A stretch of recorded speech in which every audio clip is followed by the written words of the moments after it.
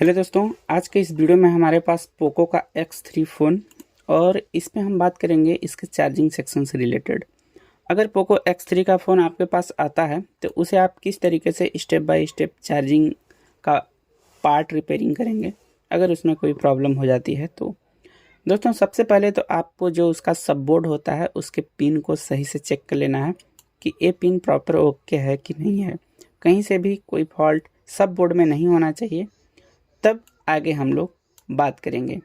दोस्तों, अगर मेन हम इसके दोनों आईसीयों की बात करें तो देखिए, ए आईसी है हमारा 7150 और दूसरा हमारा चार्जिंग आईसी है BQ25968। ये जो आईसी हमारी लगी हुई है ये BQ आईसी लगी हुई है और यही हमारी मेन चार्जिंग आईसी भी है। तो चलिए सबसे पहले हम लोग शुरू से स्टार्ट करते हैं। हेलो दोस्तों, मेरा नाम कमलेश है और स्वागत है आप सभी का हमारे यूट्यूब चैनल पे। दोस्तों देखिए, ये हमारा B2B जो हमारा कनेक्टर होता है, फ्लैश का कनेक्टर जैक मेन हमारा यही होता है। इसी से हमारा चार्जिंग, रिंगर, स्पीकर और माइक और वाइब्रेटर कनेक्टेड होते हैं। सबसे पहले दोस्तों, इस कनेक्टर के लेफ्ट साइड में हमारा एक टीपी पॉइंट दिया हुआ है और ये टीपी पॉइंट हमारा V बस का इनपुट वोल्टेज लाइन है, यानी कि यहाँ पे हमारा करेंट 5 वोल्ट इन होता है, 5 वोल्ट आता है चार्जिंग जैक से।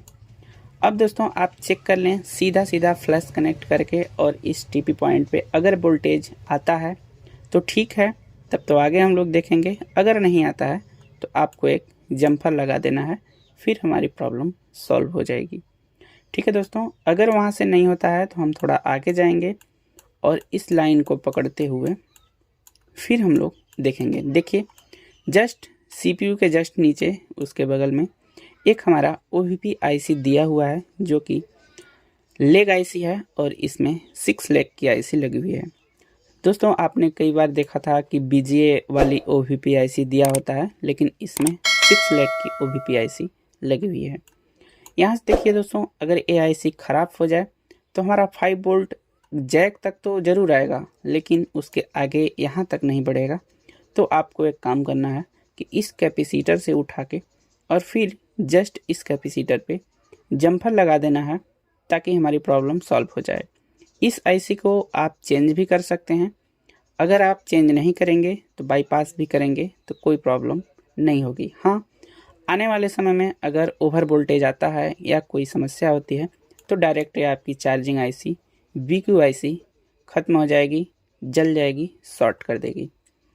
दोस्तों, ये तो हमारा हो गया चार्जिंग प्रॉब्लम डन।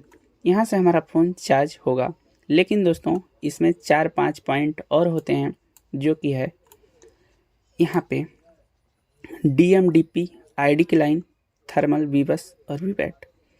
इसमें दोस्तों सबसे इम्पॉर्टेंट है चार्जिंग बेस पे कि हमारा DM और DP, इन दोनों के बाद हमारी ID की लाइन हो गई। अगर ये तीनों लाइनें मिस हैं फिर भी हमारा फ़ोन स्लो चार्ज होगा, फास्ट चार्ज नहीं होगा और इंटीग्रेट नहीं करेगा।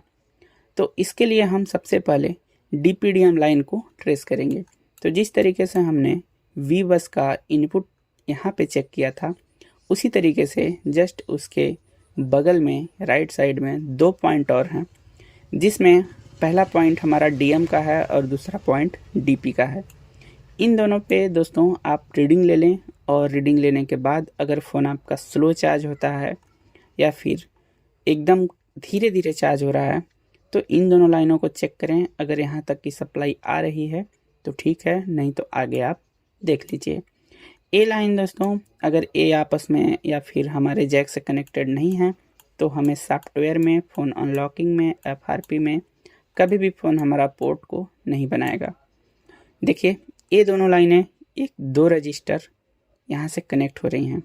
पहला तो इन दोनों रजिस्टरों से होते हुए हमारी 7150 के आईसी में इंटर हो रहा है और यही दोनों लाइनें हमारी डायरेक्ट CPU को भी इंटर करवा रही है। क्योंकि दोस्तों CPU पे ये लाइन जाने का मतलब कि अगर DPDM में फॉल्ट आता है तो 7150 वाली आईसी ख़राब होने का अधिकतर चांस होगा और CPU को हमारा प्रोटेक्ट कर देगा। इसीलिए ये पावर आईसी से होके और फिर CPU को ए लाइन दी जा रही है। अब दोस्तों मेन हमारा है इसके बाद की जो कि है आईडी की लाइन। आईडी हमारा बैटरी पिन पे कनेक्टेड होता है, जो कि यहाँ पे बैटरी जैक लगा हुआ है और उसका टीपी पॉइंट यहाँ पे है और सीधा एक रजिस्टर से होते हुए, 2 रजिस्टर से होते हुए हमारे आईसी के इस बॉल पे इंटर हो रही है। अब दोस्तों मेन हमारा जितने भी 4 से 5 कनेक्टेड सप्लाइयाँ होती हैं वो प्रॉपर कनेक्ट होनी चाहिए। अगर इतनी सप्लाई नहीं है तो हमारा फ़ोन स्लो चार्ज होगा या फिर चार्जिंग में एरर देगा, कोई भी समस्या हो सकती है।